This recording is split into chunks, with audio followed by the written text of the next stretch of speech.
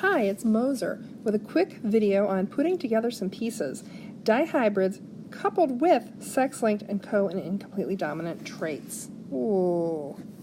After this video, you should be able to predict genotype and phenotype ratios for two traits that are passed independently, even when one trait is sex-linked or has a codominant or incompletely dominant pattern.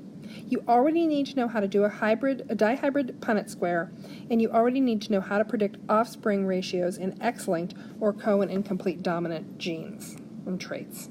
So remember, when we predict outcomes for two traits, we are using a dihybrid Punnett Square. And this is a stepwise process. Step 1 always has to be figuring out the genotypes of the parents.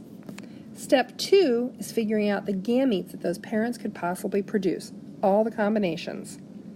Step 3 is creating the actual Punnett Square. And step 4 is listing the genotypes and tallying them up. Step 5, list the phenotypes and tally. From there you have all the information you need to answer questions about percentages of offspring, etc. Alright, let's try one. So, in cats, short fur, long fur is a monogenic trait with a simple dominant recessive pattern. Short fur is the dominant version, the dominant allele. It's symbolized usually by a big F. Coat color, though, it's a little more complicated. It's carried on the X chromosome and it's codominant. So X with a B codes for black fur, X with an O codes for orange fur, and a cat with an XBXO is a calico cat. So you can see the possible phenotype combinations. Oh boy. All right, let's try one. Well, suppose that a heterozygous short-furred calico has kittens with a long-furred black tomcat. What genotype and phenotype ratios should we expect to see in their kittens? Aw, aren't they pretty? What will they make? Well, let's deal with the fur allele first. Since we were told that she is heterozygous, we know that she's big F, little f. He's long-furred. What does that mean? Well, since long-furred is recessive, and he's showing up with long fur, we know he has to be carrying two copies of that recessive allele. Now, coat color. Well, we know that a calico can only be one thing. She has to be XBXO. And we know that a black tomcat also can only be one thing. Since he doesn't have a second copy of the X, he must be XBY. So, we've now gotten our parental genotypes complete for fur color, or for fur length, and for fur color. What's our next step? Well, step 2 is to figure out the possible gametes that these cats could create. Step 2 is figuring the possible gametes that these parents can create. So for the female, for the mother, we've got for fur color a big F and a little f. Every egg she produces that has a big F could get an XB, or it could get an XO. Likewise, every egg she produces with a small f could get an XB or an XO. That gives us 4 possible combinations. Or if you prefer the FOIL method, you can do first, outer, inner, and last.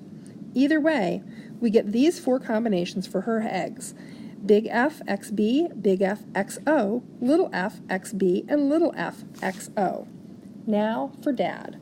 So he's a little simpler because he's homozygous for fur length. So every sperm he produces will have a little f. Could have a XB with that little f, or it could have a Y. Same thing repeats.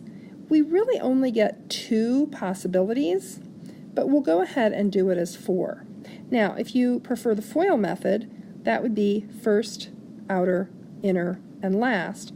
Either way, it gives us really 2 unique possibilities for his sperm, but we're going to go ahead and keep to a 16-square Punnett Square, because our next step, of course, is producing that Punnett Square.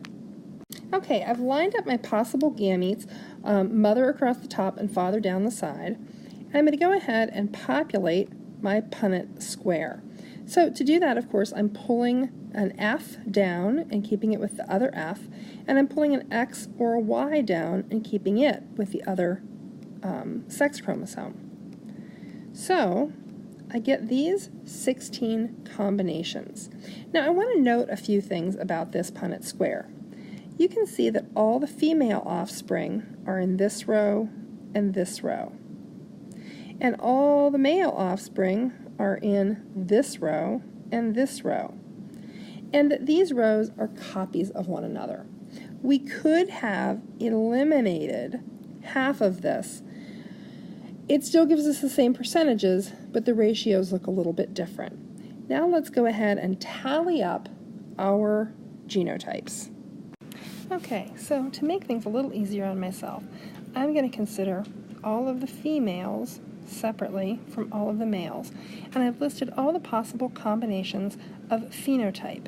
Short for black, short for orange, short for black female, short for orange female, short for calico female, long for black female, long for orange female, long for calico female. So starting off with just those, I'm going to first look for short-furred black individuals. So if I look at these two cats, they have one of the dominant alleles for short fur, and they are XBXB, which means I have two short-furred black females. Now, looking for short-furred orange, well, that would have a dominant allele for fur length, big F, little f, or big F, though I have none of those. And that would require two XOs. Well, that would be these. And I see that I don't have any orange short-furred female cats. What about my calicos? They say they're the best mousers, you know. Well, looky there, big F, little f, XBXO. So that means I have two short-furred calicos. Now for my long-furred females, and that's going to be just these females here. Now already I can tell that I have long-furred black females, so that's two there. I don't have any long-furred orange females, but here I have two long-furred calico females. Okay, now let's look at our males. Noting that I don't have any homozygous short fur among my males, let's look at the rest. So I know that these individuals will be short-furred because they have a dominant allele for fur length. And I have two males who are short-furred with black fur, and two males who are short-furred with orange fur. My numbers are the same in my long fur, where I have two long-furred black males and two long-furred orange males. Now, a word about this. When I said that we could have eliminated this whole half of it, what would that have done to our numbers? Well, it would have cut them in half. It would have made all those twos into ones. But it doesn't change our percentages. What are the total number of possible offspring here? Well, 2 plus 2 plus 2 plus 2, 8. So 2 out of 8 is still 25%. So we expect that 25% of the female cats born will have short black fur, and 25% of the females born will be short-furred calicos, while 25% will be long-furred black cats, and 25% will be long-furred calicos. For the males, it's the same. Whether it's 2 to 2 to 2 to 2 or 1 to 1 to 1 to 1, the odds remain the same, 25% for each of these possible phenotypes. Whew, that's a lot of work. So, the big thing is keeping your categories straight, taking good and careful notes about what genotypes would translate to what phenotypes, and just being diligent at writing everything down. Keep it in a pattern, keep it sequenced, make good tally marks. That's it. Try your practice problems.